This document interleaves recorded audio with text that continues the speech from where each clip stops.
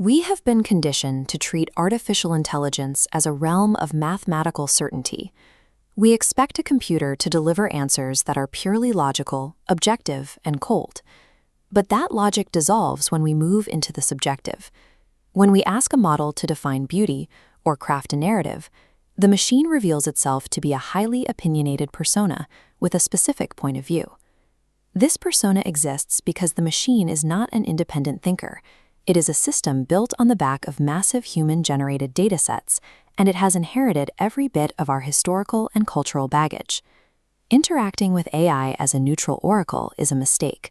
It forces us to blindly accept old historical prejudices as if they were objective modern facts. To understand the machine, we have to stop viewing it as a calculator. We must treat every word it generates as a cultural text, a piece of writing that demands a critique. By applying centuries-old literary theory to modern algorithms, we can peel back the code and expose the unconscious biases hiding in the machine's training. We can prove this through a simple experiment. By running live prompts, we can deconstruct the machine's internal worldview and see exactly what kind of prejudices it is harboring. Interrogating the machine's writing is the only way to recognize the human flaws it is currently projecting back at us. For our first test, we'll use a prompt that leans on history. Write a Victorian story about a scientist who discovers a cure. Almost every time, the AI defaults to a male protagonist. It generates a brilliant gentleman doctor or a lone male surgeon, rarely considering a woman for the role. A feminist literary critique explains why.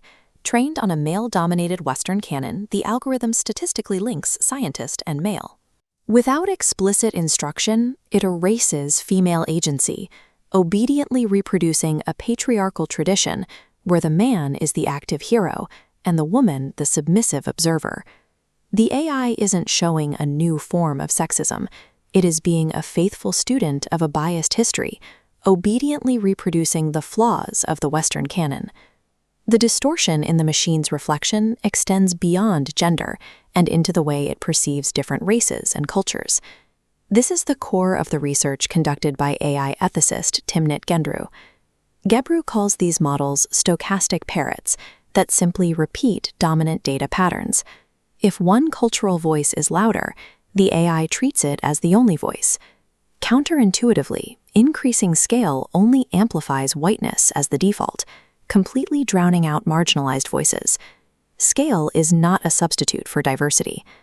Without deliberate curation, algorithms act as an echo chamber for the loudest historical voices.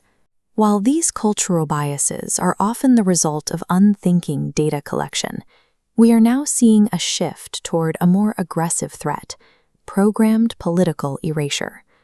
Most Western AI models are relatively open. If you ask for a critical poem about Donald Trump, the system will generate a satirical output based on his public record and controversies. It will do the same for foreign adversaries like Vladimir Putin, utilizing global news data to craft a critique of his leadership.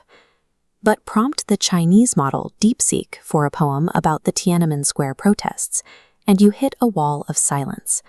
The model is programmed to refuse the prompt entirely, effectively erasing the event from its digital memory. This isn't a statistical accident. This is a deliberate use of an algorithm to rewrite history and decide which realities the user is allowed to access.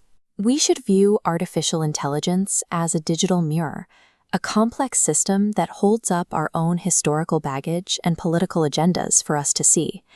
The real danger arrives as these tools become ubiquitous. Their distortions begin to feel natural, and over time, these algorithmic biases are accepted and enforced as universal truths. An unchecked algorithm weaponizes the prejudices of the past, projecting them forward until they dictate the very shape of our future. We cannot rely on tech companies to decolonize these models for us. Their systems are built to prioritize the most accessible data, which often means the most dominant and biased data. Correcting the machine requires a shift in how we use the internet.